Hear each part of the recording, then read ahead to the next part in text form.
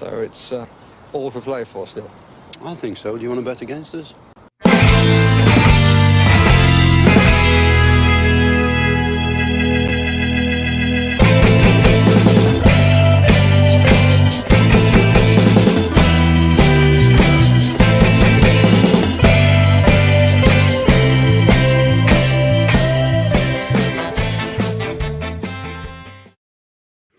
Afternoon, everybody, and welcome to For the Love of Paul McGrath podcast. It's a fantastic day, I suppose, for those of you who are in Birmingham. I don't know if there's anybody here watching in the greater Birmingham area or outside Villa Park or inside Villa Park or in a pub in Villa Park, or maybe, hey, who fucking knows? Maybe so they have us on the big screen in a pub in Birmingham somewhere and everybody is tuning in.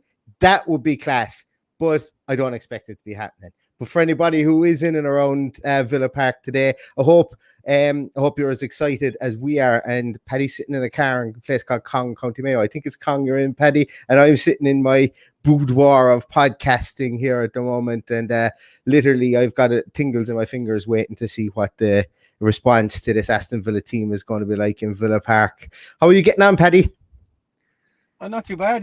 I'm a bit flushed here. I was lost in the woods 10 minutes ago, so I think I did well to get here. And that's not a joke. I was actually lost in the woods. I sent you a video there. But you did. Yeah, I'm on a little camping trip with the family, so I have to do it watching the game on my iPad today. So looking forward to it. We should get a response from last week, I'm hoping, but albeit with a few, especially Ollie Watkins missing is going to be a huge thing. So there's a few people have to step up to the plate today. So let's see how it goes. I think so too, absolutely. I think obviously since we've been speaking to everybody last, Ollie Watkins has been ruled out of the game, and it looks like we will go with something pretty similar to what we shaped up with. It started against Watford, probably I would say with the inclusion of Jacob Ramsey potentially, and maybe even a Douglas Luiz in midfield. But there will definitely be talking points, I think, with this team sheet tantrum. And it's going to be an interesting one, I think, for sure, because, as I said, the goalposts have shifted with Ollie Watkins not being in the team since we last spoke. Paddy, before we start talking about the team, I think it would be remiss for us to mention one thing that I think we might, either we've got an absolutely unbelievable under-18s team, which I think is the case, or Norwich only played with 4 players today, but Villa's under-18s came up with a 10-0 win today against Norwich, and there was a hat-trick for Sewell, a hat-trick for Ajani Burchell, who came in from Bournemouth, and there was other goals sprinkled around the team afterwards. I know Aaron O'Reilly, Irish prospect, he signed from St. Pat's and only signed his professional deal, I think, during the week, or maybe during the week before, scored as well. But Jesus, a 10-0 win for an under-18s team, considering the amount of players that have progressed on to loan moves and gone up to the Premier League 2 team. But wow, it's like that's a pretty much a statement. Granted, we don't know what the opposition were like, but 10-0, you don't see that too often. I know I think we beat Arsenal like 9-0 or 10-0 one year there with Samir Carruthers and those guys in the team, but some statement. We also lost 10-0 to Man United, if memory serves me correct, at one stage over the last 7 or 8 years. So it's we've come a long way, to have an FA Cup winning team at that age group, and now growing, because most of them have moved on into either under 23s or gone out on loan. So fair play to them. Obviously didn't get a chance to see any of it. I didn't even see any match report or anything from Villa. You sent me a link from Norwich to say that they'd lost 10-0, which is incredible. But look, we'll we might get a look of it over the next few days and be able to comment on maybe it during the week. Maybe so, absolutely. But no, it's nice to see that, and it's nice to see, I suppose, one of the promising, quote unquote, whatever you want to call him, wonder kids that we picked up in the likes of Ajani Burchell hitting the ground running, getting 3 goals for Villa as well. Because look, we are in the market for good players as always, and if we can grow them ourselves, well, then doesn't that make things an awful lot easier? Absolutely. Moving on to the senior squad, Paddy. Moving on to the senior squad, and one or two things that we've seen from today is that Cameron Archer has travelled with the senior squad. Cameron Archer is there, whether he's going to be named on the bench. Premier League 2 player, under 23s, whatever way you want to call it. I think he scored in the most recent game that they played as well. But he has travelled with the team, and also Sinisalo, I think is how you pronounce it, the goalkeeper, has travelled as the third goalkeeper as well. So it's interesting to see those players. Obviously, I don't expect them to be named on the bench, but it seems that they have travelled with the team for experience. And I suppose with Brad Young being shipped out and going to Carlisle and having a whirlwind few days, Cameron Archer is the next man up to fill his position. Yeah, and with 9 substitutes, the chances are you might see him on the bench. It'll be an interesting one. We're only 4 minutes away, but great experience for the young guy. Obviously highly thought of as well, so it'll be an interesting one if there was any need to put him in there, but we'll see. Maybe if we're 5 or 6 up, we'll give him a run. Yeah, so you're expecting a 10-0 like the under 18s? No, I'm definitely not. I'm not expecting that either. So I suppose, Paddy, let's just take a look at some of the comments that we have here. Is there anybody here? Let's have a quick flick through and see. So Matt Collins. Actually, I'm just going to take down this overlay because it can be quite confusing, and pop up those comments. So Matt Collins is basking in the pre-match in team sheet optimism. I think we are the same. And Brendan Townsend, thank you so much for listening in as well, is optimistic too. Luke Jones says that there's a rumor circulating that Bailey was injured. That being said, it wasn't getting too much traction. I think the thing with Bailey, Luke, was that Smith more or less alluded to the fact that he probably doesn't have enough minutes in his legs to start the game, but he will be on the bench. But look, we don't know whether that's posturing or whether that's just manager speak. And I think a lot of his press conference yesterday was manager speak, especially in around the transfer market and stuff like that. But I suppose time will tell with a lot of those, and we've 3 minutes to wait to see if Leon Bailey is injured. Because if he's injured, he won't even be on the bench. But I don't think that he is injured. I think somebody would have mentioned something like that as well. Bobby says that we need a win today, boys. Bailey and Bundy either side of things, please. Yeah, that would be the ideal. As I say, it's being rumored that Bailey won't start, but will be part of the action at some stage. But what way he goes with his setup, I suppose, is anyone's guess. I'm nearly sure I did see Bailey on a video earlier on going into the stadium, so he's there. I'm 99% sure I saw him, so I didn't take too much notice at the time, but I'm pretty sure he's there. Yeah. I did. Yeah, actually, I saw that video too. Yeah, so he's there, but whether he's just part of the traveling party and whether he's injured or whatever, he would still travel. But I think the injury piece is conjecture and rumor more so than anything else. But we will see, as I say, we'll know in less than 2 minutes here. I hope Aston Villa's social media team is more on the ball than it was last week, because we're waiting like 15 minutes for them to update their Twitter so we can get the graphic. But I'm sure somebody will post today, Neil, here. because I'm on my phone here, so I can't see anything. I know you are, but it's all good.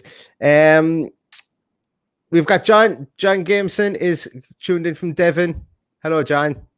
Thanks for tuning in. Live from Paris, Jimmy Suarez is in Paris. So we've got Con County Mayo, where Paddy is. We have Devon, and we've got Paris so far. I wonder, are the New Zealand faithful in, because usually we have 1 or 2 New Zealand fans knocking around, and Connor from Brazil. Although I think Connor mentioned something like he was flying home today, flying back to Ireland today or maybe soon. From Brazil, but it's nice to see the diaspora, the Villa diaspora, all around the place tuning into the podcast, because just like you guys, we're not in Villa Park today, and it's nice to share these pre-match moments with you guys.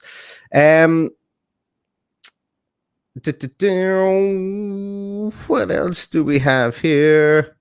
Malta is in the house. Where's Malta? 3 point. Oh no, where's it gone to? Where are we going to? Raymond is watching from Malta up the Villa.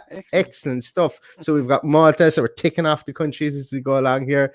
I like this from Daryl, is that Ramsey's going to steal the show today. # Mayo for Sam. That one's Paddy, shots fired at Paddy there being a dove. Well, at least one of those is true, I'd say. Yeah, absolutely. There's a lot of people around me saying Mayo for Sam, but I know you're in Mayo today. Like last week. Exactly. I think we have news there, Neil. Can you pull that up?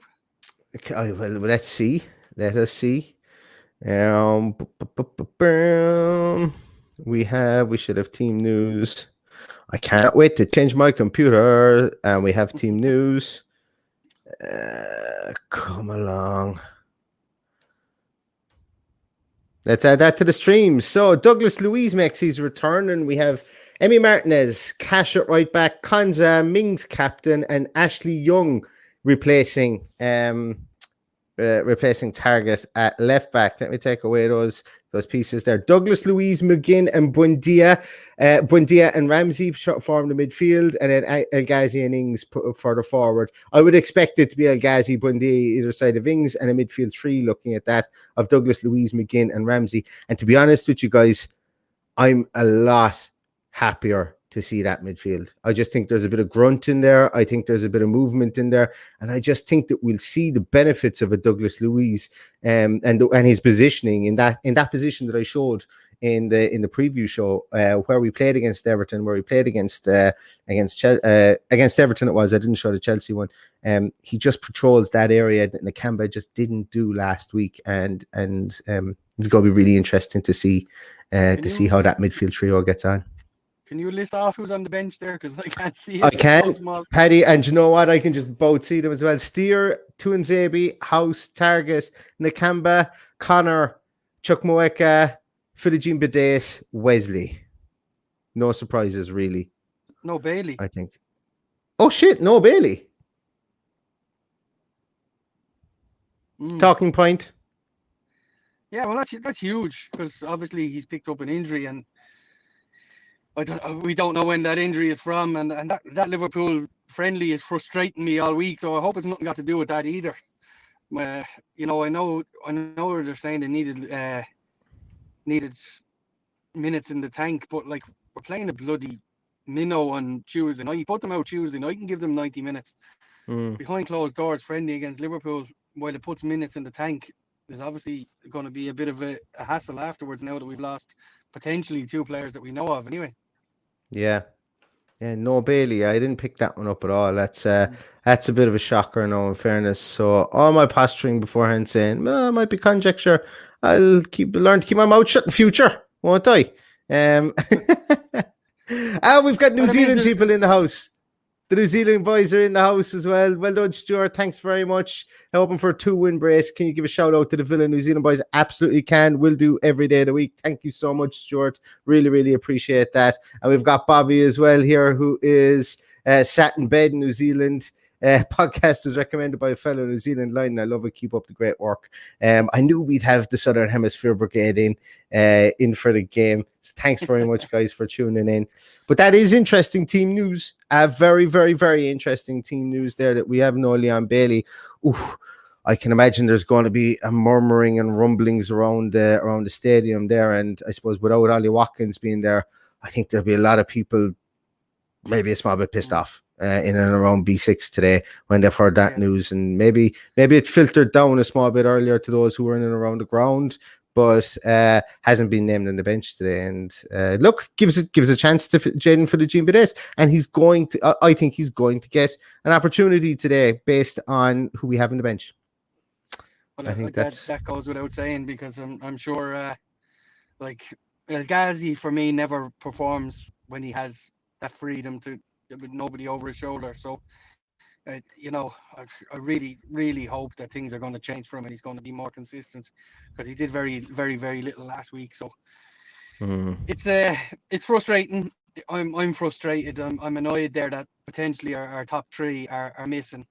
So obviously the first names on the team sheet, if they're there, is going to be definitely Bailey, definitely Watkins, and potentially Traore for me anyway. So it'll be an interesting one. Yeah, it really will. Looking at Newcastle starting lineup, I don't really see any surprises as such. I suppose that looks like Lascelles has come in and Fabian Schär have come into the back line. It looks like it's going to be a back three for me, or a back five, whatever way you want to call it. Jacob Murphy and Matt Ritchie won't play. They'll be forward pressing kind of fullbacks, but it'll be those three boys in there. No Kieran Clark.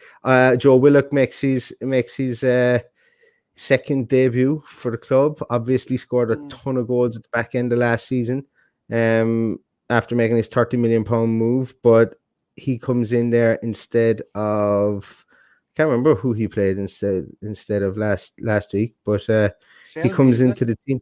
Pardon me? No, John Joe Shelby.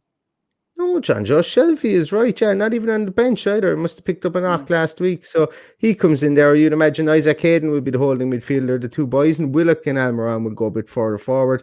Alan St. Maximum will be just given that mercurial do what you like role in the final third. I don't expect to see him tracking back too much, but I don't expect to see him right up top beside Callum Wilson either. A couple of weird statistics have come out about some players on the Newcastle team. Was it that Callum Wilson hasn't scored in his last 5 games against Villa?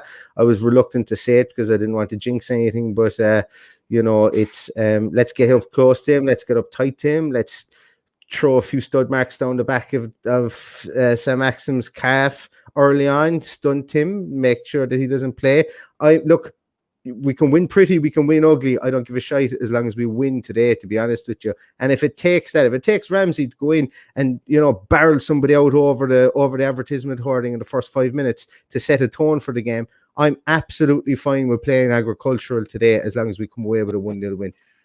Well, we have to let the likes of Almiron and St. Maximin know early on that they're in a game.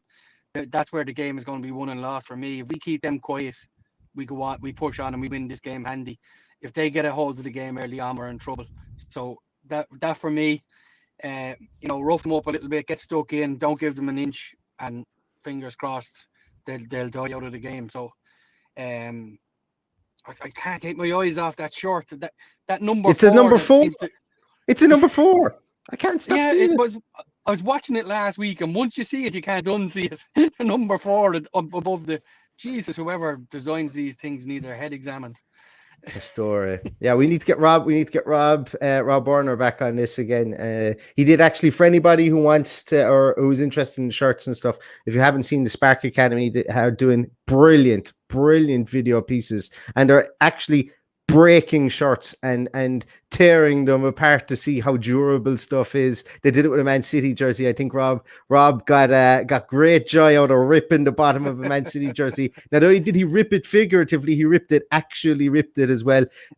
Basically, he wasn't too happy with it. He wasn't too complimentary about it. The Villa one he absolutely loved, and we had him on to discuss the Villa one. And when it was first released, without getting one in his hand, he was a bit skeptical of 1 or 2 design features on it. But he said when he looked at it, the quality of the actual fabrics and stuff like that, and the thought that went into it, he was very, very complimentary of it. Check it out in the Spark Academy. They're also giving away an Aston Villa jersey. I've nothing to do with them. I just happen to really like their channel, and I happen to really like the fact they're giving away a Villa jersey. So if anybody wants to check out their tweet, I retweeted it earlier on today. Look, it's all about being sound to sound people, and Rob is surely one of those guys, part of the Spark Academy.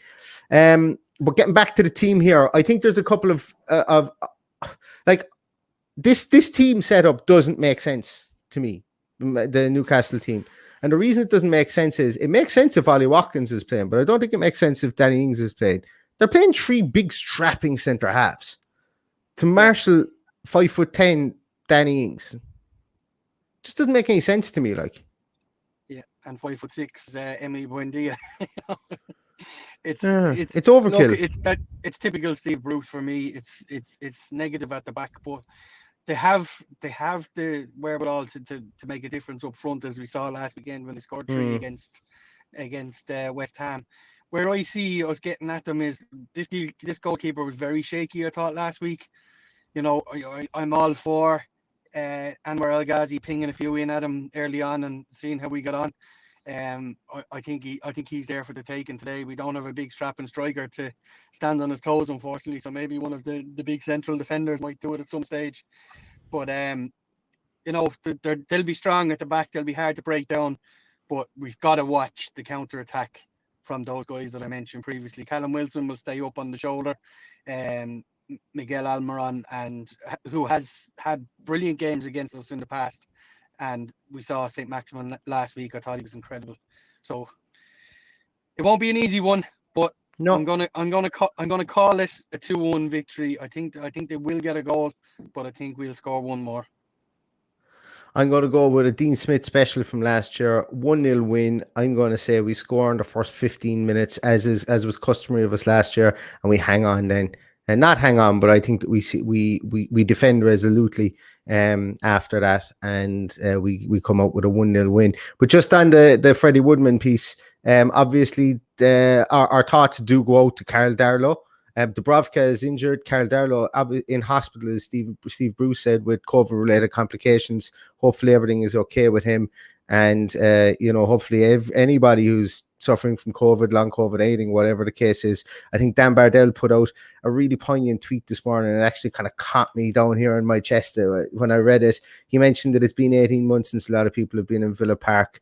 He's going with his dad today, and a lot of people would have gone with travel companions, and those 18 months might have seen a couple of other more hole tenders in the sky, and it really, really kind of caught me, because while I'm not going to be in Villa Park, as I said, I will be in the All-Ireland hurling final tomorrow. And even though they didn't pass away in the last 18 months, it just got me thinking of somebody who was really dear to me and my family, that would have traveled to all the games with us. It's such a big game like an All-Ireland final that won't be there. And it's important to, I suppose, to cherish that game today if you are going to be in Villa Park for what it is, what it could have been, and what it has been before. First home game for everybody is it's a special time. And you never know when you never know, it could be your last first home game of the season. It's been an absolutely horrendous 18 months, and I'm not gonna name a good friend of mine who sits just a few seats away from me on match day, and his 38-year-old wife won't be with him when I go next week, and it's going to be a hard watch for me now to sit there with somebody else sitting in her seat. So thoughts go out to everybody affected by this horrible pandemic, and I'm just so looking forward to getting back to doing what's normal and trying to find some normality at the end of this, because surely now we're at the end of this, and that the more people get this vaccine, the better for me. Fingers crossed.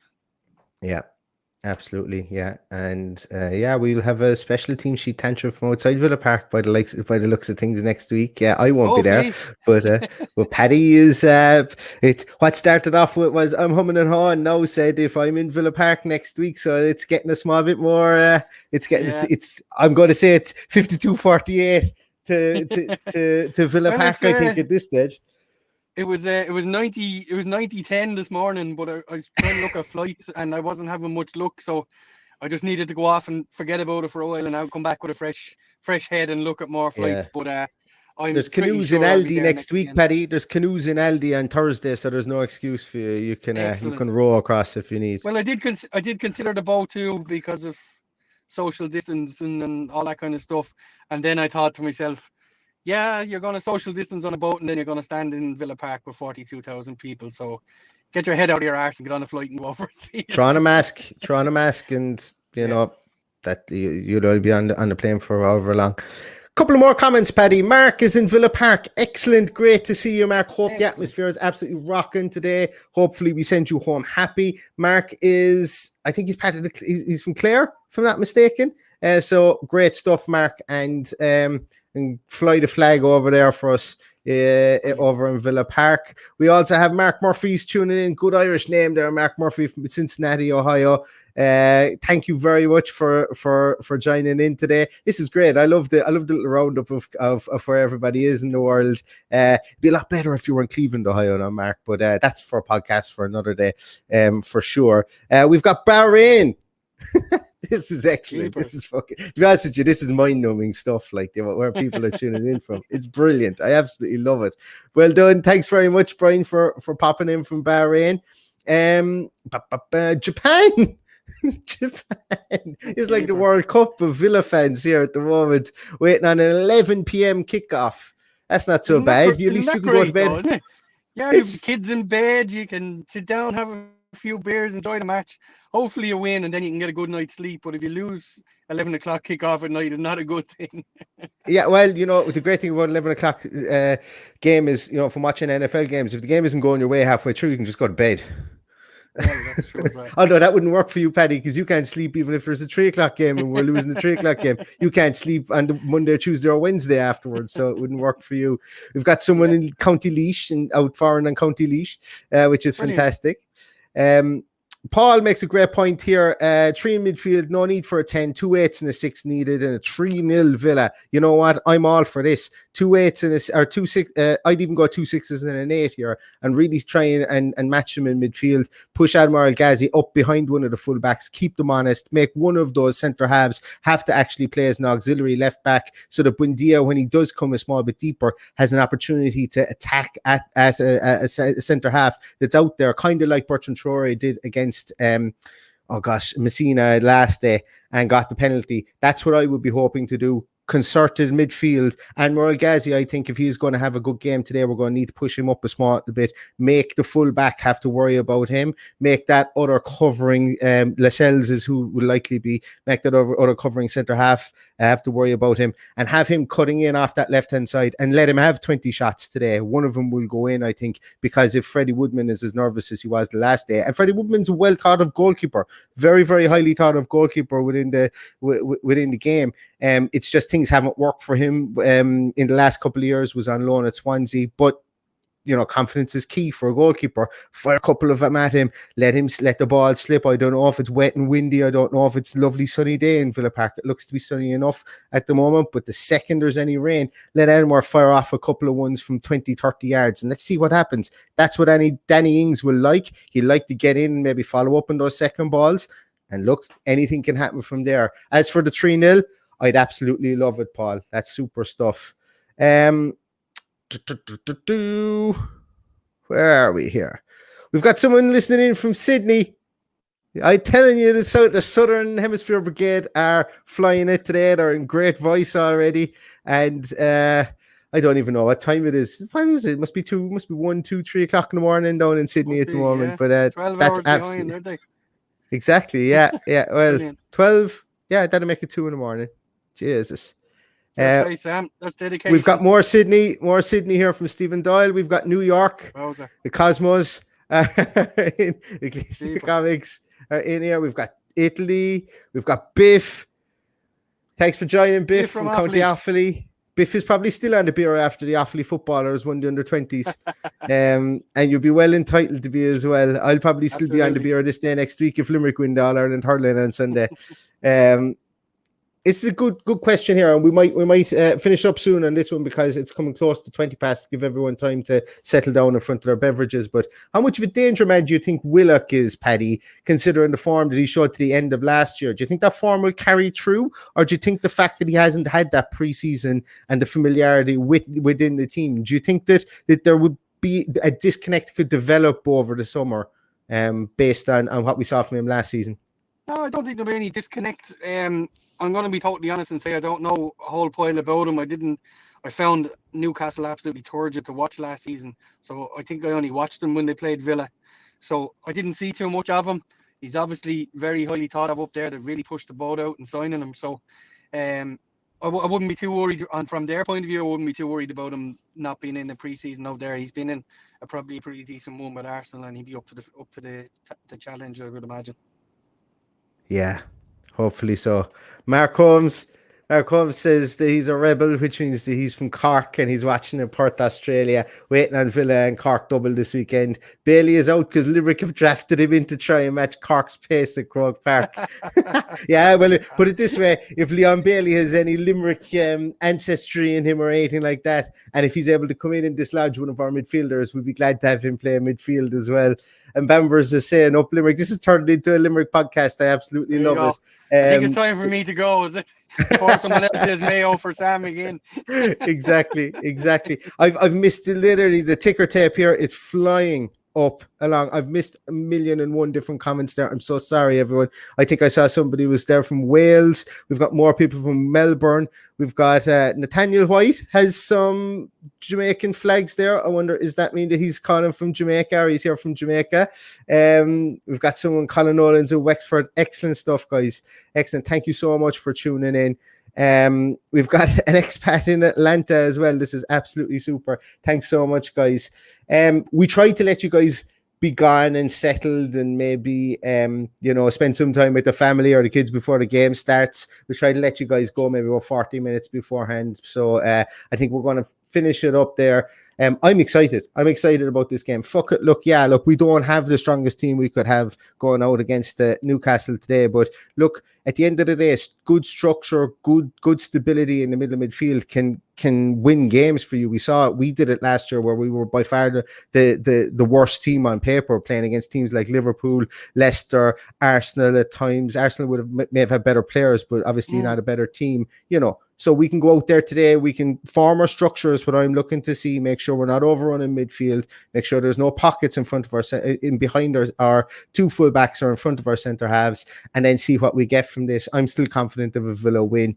And can't wait to hear the whole thing roar, and all the rest of the stands for that matter, when the team comes out. Although I will be hearing it over some I don't know what language will be spoken on the stream that I will be watching, and the highly legal stream that I will be watching here for this game.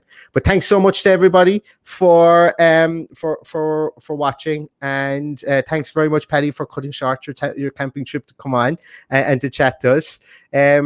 I might, depending on the result, I might hop on for 10 minutes afterwards because I'm so giddy, and I might do a little post-match in the moment reaction pod. But we will be back with some sort of a tactics talk on Monday night. I mightn't be in any coherent state, but look, we'll pop on at some stage on Monday night to do it. And hopefully we'll be doing it about a win.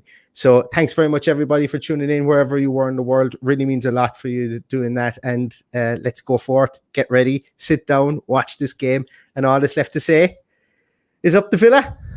Up the Villa.